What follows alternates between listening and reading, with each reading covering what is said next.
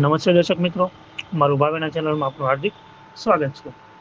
ભાવનગર ખાતે આજ રોજ નાયબ મુખ્યમંત્રીની ઉપસ્થિતિમાં અને તેમના વરદ હસ્તે તેમજ વિવિધ મહાનુભાવો તેમજ વડાપ્રધાન નરેન્દ્ર મોદીની વર્ચ્યુઅલ ઉપસ્થિતિમાં પીએમ ઈ બસ સેવાનું લોકાર્પણ કરવામાં આવ્યું હતું. અહેવાલ હર્ષભાઈ રાવલ, ભાવનગર. कई महत्वपूर्ण प्रकल्पों और परियोजनाओं का लोकार्पण व शुभारंभ करेंगे। सर्वप्रथम मैं आदरणीय प्रधानमंत्री जी से अनुरोध करूंगी कि वे गुवाहाटी उत्तर गुवाहाटी को जोड़ने वाले सेतु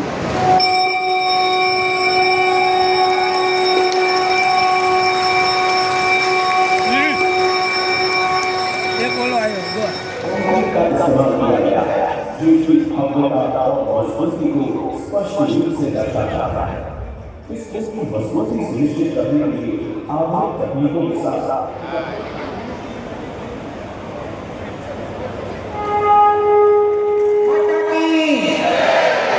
बोल भारत माता की।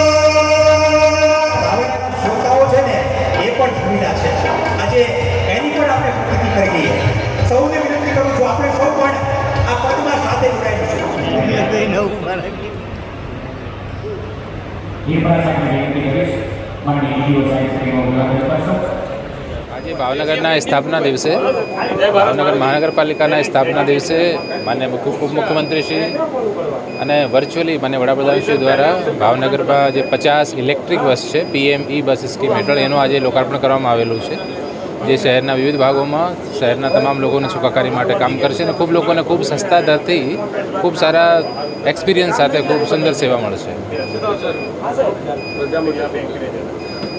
એમાં આપણે કોઈ પણ બિઝનેસ માટે, ધંધા માટે, તમામ વર્ગના લોકોને જવાનું થાય તો પોતાના વ્હીકલ્સના સિવાય આ એક ખૂબ સારો મીડિયમ છે જેનાથી આપણે જઈ શકીએ.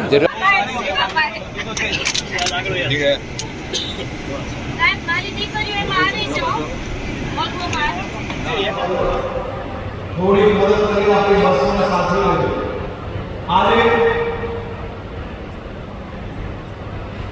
હું મારા આ પ્રકારની ભયંકર પરિસ્થિતિમાં આપણા ખેડૂતોને ગેરમાર્ગે દોરવાનો પ્રયાસ કરવાનો, એ પ્રયાસ કરતા કઈ કરીને એવી પરિસ્થિતિ ઊભી થાય કે ખેડૂતોને એક રૂપિયો મળે નહીં અને ખેડૂતોને નુકસાન થાય. એક નાની એવી રાજનીતિમાં ફાયદો લેવા માટે આ ષડયંત્ર કરવાવાળા એક લોકોને તમે ઓળખો છો. આજે મને કહેવા માંગુ કે આ દેશમાં ભારતીય જનતા પાર્ટીની એક જ એવી સરકાર છે કે જેને તમે ક્યારે ખેડૂતોને નાની મોટી કોઈની કુદરતી આફત આવી હોય ખેડૂતોની સાથે ઉભા રહ્યા છે. ગમે તેટલી રકમની જરૂર હોય રાજ્ય સરકારે હંમેશા રાહત આપીને આપણા ખેડૂતોની મહેનતને પાણીમાં નથી જોડાવ્યું. આપણા ખેડૂત ભાઈઓની મહેનતને વધુ વેગ મળે, એ લોકોનું મરણ મુશ્કેલ થાય તે માટે રાજ્ય સરકાર હંમેશા સાથે ઉભી રહી છે. 10,000 કરોડનું પેકેજ